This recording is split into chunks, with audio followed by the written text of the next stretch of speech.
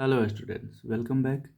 आज के इस वीडियो में हम लोग ट्यूशन क्लास 10th का जो हम लोग का बुक है उसका चैप्टर 11 करने वाले हैं, व्याघ्र पथिक कथा। ठीक है ना। बहुत ही ज़्यादा इंटरेस्टिंग कहानी भी है और इससे ऑब्जेक्टिव और सब्जेक्टिव क्वेश्चन जो है एग्ज़ाम में आते भी हैं। तो हम लोग इसको पूरे डिटेल से इस वीडियो में हम लोग पूरे इसके डिटेल कवर करने वाले हैं। उसके बाद नेक्स्ट वीडियो में हम लोग इसके पार्ट 2 में इसके क्वेश्चंस को भी देखेंगे। ठीक है, तो स्टार्ट करते हैं। दिया हुआ है अयम पाठ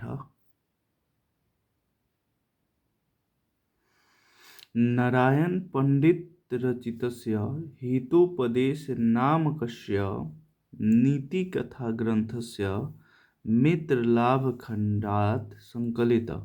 यानी यह पाठ जो है नारायण पंडित द्वारा रचित, याद रखना है, नारायण पंडित द्वारा रचित हितोपदेश नामक। हितोपदेश मतलब होता है दूसरे के हित के लिए, भलाई के लिए दिया गया उपदेश। तो इस पाठ में भी हम लोगों के बहुत ही बड़ा शिक्षा मिलता है। हम लोगों की भलाई के लिए यह पाठ संकलित किया गया है, लिया गया है। ठीक है ना। तो हितोपदेश नामक नीति कथा ग्रंथ मित्र लाभ खंडात संकलित, यानी नीति कथा ग्रंथ से जो हितोपदेश है उसी के मित्र लाभ खंडात से, यानी खंड से, मित्र लाभ खंड से लिया गया है। हितोपदेशे बालका नाम मनोरंजनाय। हितोपदेश में मतलब जो नीति कथा ग्रंथ है उसमें बच्चों के बालका नाम, बच्चों के मनोरंजनाय, मनोरंजन के लिए, ठीक है, मनोरंजन के लिए, नीति शिक्षणाय और नीति शिक्षा के लिए, नाना कथा पशु पक्षी संबंधा श्राविता। यानी हितोपदेश में बालकों के मनोरंजन के लिए और नीति शिक्षा का ज्ञान हो सके इसके लिए पशु पक्षी से संबंधित कहानी सुनाए जाते हैं। प्रस्तुत कथा लोभस्य दुष्परिणाम प्रकटयति। यह जो है लोभ के दुष्परिणाम को प्रकट करता है। ठीक है, जैसे आलस कथा जो था हम लोग का चैप्टर 3, उसमें आलस के जो क्या क्या मतलब हानियां होती हैं, क्या क्या उसके दुष्परिणाम होते हैं उसको प्रकट करता है। वैसे ही ये लोभ के क्या दुष्परिणाम होते हैं। जीवन में अगर लोभ किया जाए तो उसे जीवन से भी जीवन भी समाप्त हो सकता है। उसी तरह से क्या क्या इस कहानी में जो लोभ करता है उसके साथ क्या दुष्परिणाम होता है वही हम लोग इसमें डिस्कस करने वाले हैं। बोले कश्चित वृद्ध व्याघ्र स्नात कुहस्त सरस तीरे ब्रूते भो भो पंथा इदम स्वर्ण कंकणम गृहताम। कश्चित मतलब होता है कहीं, कोई, वृद्ध व्याघ्र बूढ़ा बाघ, स्नातक कुहस्त सरस तीरे ब्रूते, और स्नान करके और कुहस्त सरस तीरे ब्रूते, हाथ में कुश को ले करके और बोलता है भो भो पंथा, अरे पथिक, इदम स्वर्ण कंगनम गृहताम, यह सोने का कंगन प्राप्त कर लो, ले लो। गृहताम मतलब होता है लेना, ले लो। ततो लोभाकृष्टेन केन चित पंथो आलोचितम, मतलब उससे लोभ से आकर्षित होकर कोई पथिक जो है वो सोचने लगा। क्या सोचने लगा? भाग्य नैयेत्य संभवती, यानी भाग्य से ही ऐसे संभव होता है कि बिना कार्य के, बिना किसी परिश्रम के हम लोग को और किसी पशु द्वारा जो है ऐसे प्राप्त हो जाए। ठीक है, कि त्व अस्मिन् संदेह प्रवृत्ति विधेय, लेकिन इसमें आत्मसंदेह है। ठीक है ना। इसलिए जब भी किसी कार्य में आत्मसंदेह हो तो वो नहीं करना चाहिए। यह तो क्योंकि अनाष्टि दिष्ट लाभे अपि न गर्ति जायते शुभा, यत्रास्ते विषम संगरते मृतम तदपि मृतमेव। यानी बोल रहे हैं जहाँ पर कहीं भी अनिष्ट होने की शंका हो तो वहाँ पर नहीं जाना चाहिए। भले ही ज़्यादा मुनाफा हो लेकिन अनिष्ट होने की शंका हो तो वहाँ पर नहीं जाना चाहिए, क्योंकि यत्रास्ते विषम संग्रतो अमृतम तदपि मृत्युमेव। यानी अगर अमृत भी विष से अगर भरा हुआ हो, उसके अंदर विष हो, तो वो भी अमृत देखने में भले ही अच्छा लगे लेकिन वो जान ले सकता है। ठीक है ना। तो इस तरह से जहाँ कहीं भी आत्मसंदेह हो, अनिष्ट होने की शंका हो, लाभ भी हो, फिर भी नहीं जाना चाहिए, ठीक है ना। फिर किंतु सर्वार्थ जाने प्रवृत्ति संदेह एवं, लेकिन स्वार्थ जाने प्रवृत्ति संदेह एवं, लेकिन किंतु जो है यहाँ पर किंतु दिया हुआ है, किंतु स्वार्थ जाने प्रवृत्ति संदेह एवं, यानी स्वार्थ के लिए जो होता है, स्वार्थ अगर व्यक्ति के भीतर हो तो इस प्रकार का संदेह जो होता है वो उत्पन्न नहीं होता है। तनि रूपानी तावत बोलता है कि कुछ देर के लिए मैं वहाँ पर सोच लेता हूँ, कुछ देर तक सोच लेता हूँ। प्रकाशम ब्रूते, यानी बोलता है वो शेर से, कुत्र त्वः कंगनम, कहाँ है तुम्हारा कंगन। व्याघ्रो हस्तम प्रसार्य दर्शयति, तो बाघ जो है हाथ पसार कर ऐसे दिखाता है। पंथो वदत, तो पथिक बोलता है, कथम मरात्मके त्वयि विश्वास, तुम तो मरात्मके मतलब हिंसक पशु हो, तुम्हारा क्या विश्वास है। तब व्याघ्र बोलता है, व्याघ्र उवाच श्रेणु रे पंथा, सुनो पथिक, प्रागैव बहुत पहले यौवन दशा अमृत दुर्वृत्ति आशम, मतलब यौवन अवस्था में मैं बहुत ही ज़्यादा हिंसक यानी दुर्वृत्ति का था, यानी हिंसक था। अनेके गो मानुषा नाम वर्धान में, अनेक अनेक मनुष्य और गौ को मार दिया।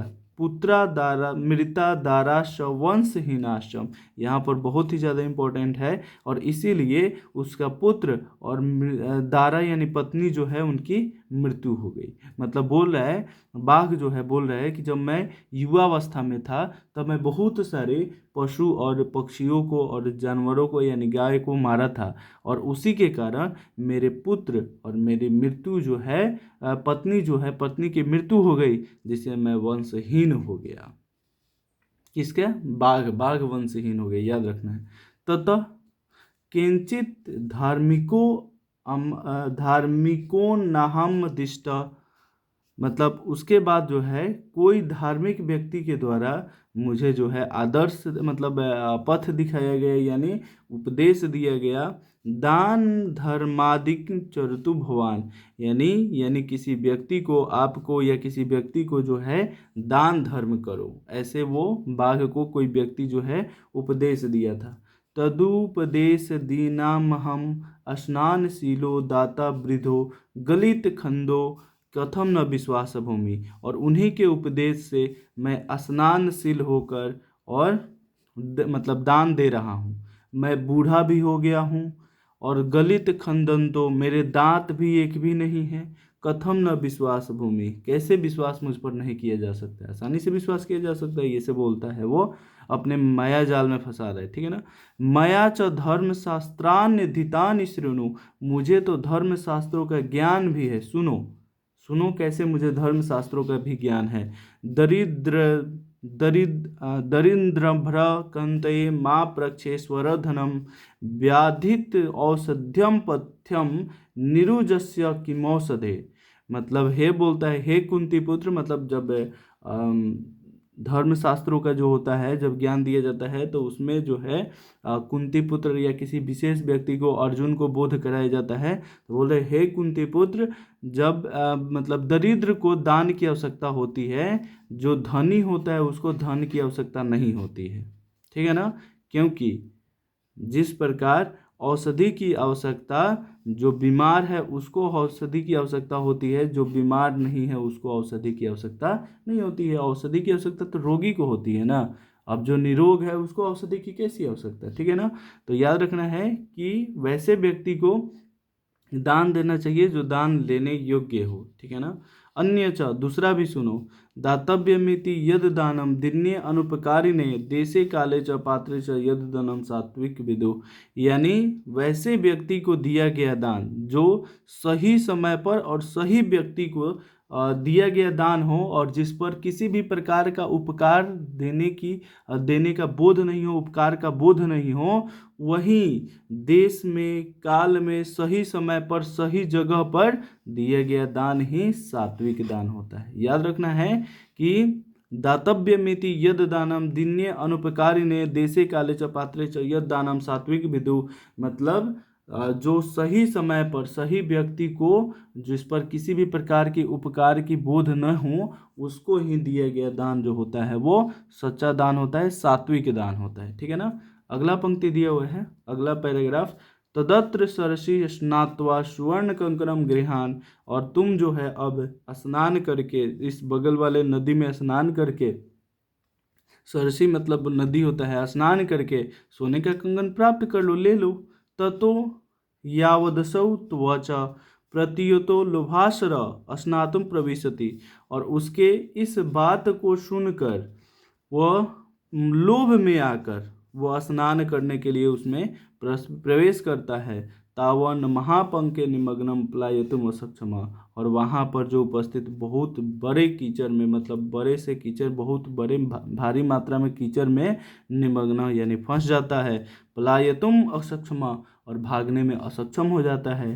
पंके पतितम दृष्टवा व्याघ्रो अवदत। और पाक में फंसे हुए पथिक को देखकर बाघ बोलता है, अह महापंके पतित अस्ति। ओह महापंक में, मतलब कीचड़ में फंस गए तुम।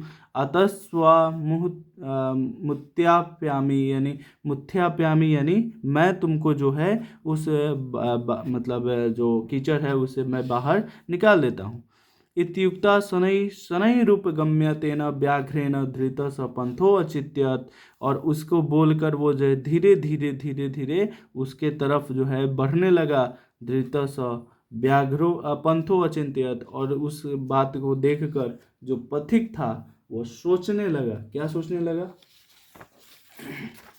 यही सोचा, अवशेष इंद्रिया चिंत्यानाम हस्तिनमिव क्रिया दुर्भाग्य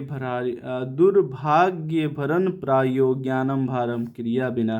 यानी जिसके इंद्रियां जो है, इंद्रिया मतलब जो होता है हमारे ज्ञान इंद्रिया जो होती है, मन जो होता है, वो उसके वश में नहीं हो, ठीक है ना, तो वह हाथी के स्नान किए हुए, मतलब देखिए अगर किसी की भी मतलब इंद्रियां जो है, इंद्रियां वो जो है अगर उसके वश में नहीं हो, ठीक है, तो याद रखिएगा उसका क्रिया जो होता है वो, मतलब ज्ञान जो होता है वो भार के समान होता है। क्योंकि मान लेते हैं अगर किसी व्यक्ति को ज्ञान हो और वो उसका उपयोग नहीं करे तो उसके शरीर पर क्या रहता है, वो भार के समान हो जाता है, वो ज्ञान किसी उपयोग का ही नहीं है।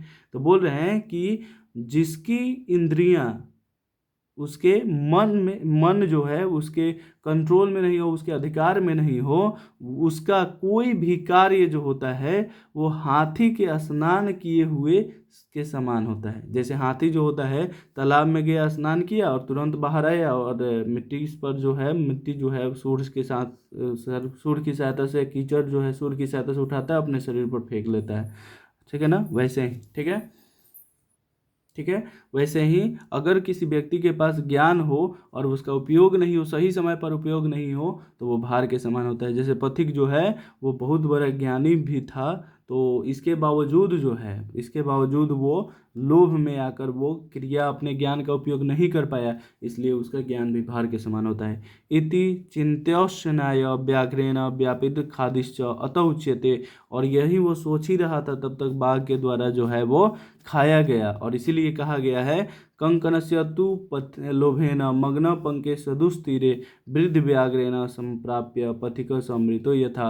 मतलब जिस प्रकार जो है वो बूढ़े बाघ जो असक्षम था, वो भी, उसके द्वारा भी वो जो है पथिक जो है सिर्फ लोभ में आकर जो है वो उसके द्वारा, कंगन के लोभ में आकर उसके द्वारा मारा गया और खाया गया। उसी प्रकार से अगर कोई व्यक्ति लोभ करता है तो उसका परिणाम कभी अच्छा नहीं होता है, ठीक है। तो इस प्रकार से हम लोग का एक्सप्लेनेशन जो है समाप्त हो जाता है। अब इसके कुछ ऑब्जेक्टिव्स को हम लोग कर लेते हैं। इदम स्वर्ण कंगनम गृहताम, किसने कहा? यह सोने का कंगन ले लो, ये किसने कहा था? तो बाघ ने, ठीक है ना, वृद्ध व्याघ्र ने। अगला दिया है व्याघ्र पथिक कथा पाठ में किसके दुष्परिणाम का वर्णन किया गया है? तो वैसे तो क्रोध के भी दुष्परिणाम होते हैं, लोभ के, मोह के, काम के, सबके दुष्परिणाम होते हैं, लेकिन इस पाठ में लोभ का बात किया गया है, ठीक है।